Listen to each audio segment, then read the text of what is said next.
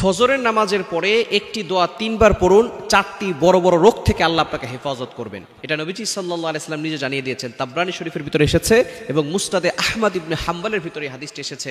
নবীজি সাল্লাল্লাহু আলাইহি সাল্লাম চমৎকার একটি দোয়ার কথা বলেছেন যে বড় বড় ৪টি রোগ থেকে আল্লাহ হেফাজত করবেন। তার ভিতরে ১ নাম্বার হচ্ছে আপনার ব্রেন নষ্ট হবে না, ইন্টেলেকচুয়াল পাওয়ার।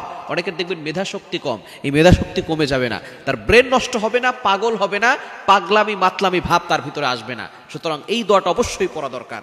দ্বিতীয় নাম্বার হচ্ছে তার চেহারা নষ্ট হবে না। এবং ফজরের নামাজের সাথে আল্লাহ পাক রব্বুল আলামিন কিন্তু চেহারার একটা বিষয় রেখেছেন। যারা ফজরের নামাজ পড়বে দেখবেন তাদের চেহারার ভিতরে একটা উজ্জ্বলতা ভাব আসে, তাদের চেহারার ভিতরে নূর চমকায়।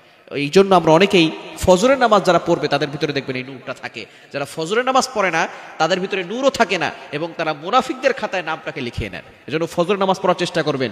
মুনাফিকরা নবীজি সাল্লাল্লাহু আলাইহি ওয়াসাল্লামের জামানায় ফজর এবং ইশার নামাজ পড়তো না। সুতরাং মুনাফিকদের আলামতই হচ্ছে ফজর এবং ইশারের নামাজ না পড়া। ফজরের নামাজ পড়বেন, এই সময়টার ওয়েদার আবহাওয়াটা গায়ে লাগাবেন, রোগ প্রতিরোধ ক্ষমতা বাড়বে। এই জন্য ডক্টররা যারা আছে তারা দেখবেন তারা বলে যে সকালবেলা হাঁটবেন।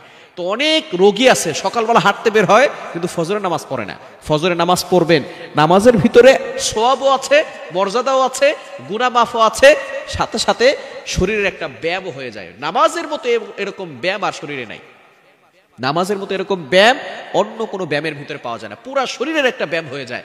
দাঁড়াবেন, রুকু করবেন, রুকু থেকে দাঁড়াবেন, সেজদা যাবেন, বসবেন, পুরা শরীরের একটা ব্যায়াম হয়ে যায়। সুতরাং দ্বিতীয় নাম্বার হচ্ছে আপনার চেহারা নষ্ট হবে না যদি আপনি ফজরের নামাজের পরে এই দোয়াটা পড়তে পারেন। এবং ৩ নাম্বার হচ্ছে আপনার চোখের জ্যোতি কমবে না, চোখের জ্যোতি ঠিক থাকবে এবং চামড়া নষ্ট হয়ে যাবে না।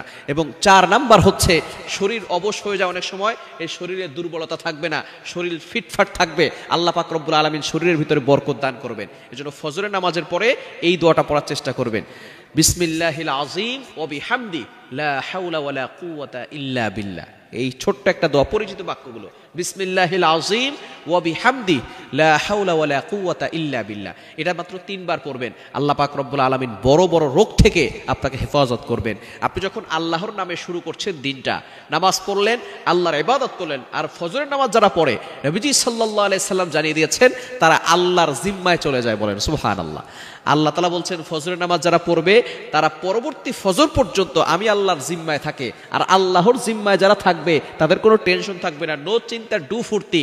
তারা দুনিয়ার ভিতরে যত কাজ করুক না কেন আল্লাহ পাক রব্বুল আলামিন সকল ধরনের বিপদ থেকে আল্লাহ তাদেরকে হেফাজত করবেন। এজন্য ফজরের নামাজ পড়বেন, নামাজের পরে এই দোয়াটা পড়বেন, বিসমিল্লাহিল আযীম ওয়া বিহামদি লা হাওলা ওয়ালা কুওয়াতা ইল্লা বিল্লাহ। এই দোয়াটা ৩ বার পড়বেন। আল্লাহ পাক রব্বুল আলামিন আপনাকে বিপদ আপদ থেকে হেফাজত করবেন, বড় বড় ৪টি রোগ থেকে আল্লাহ আপনাকে হেফাজত করবেন।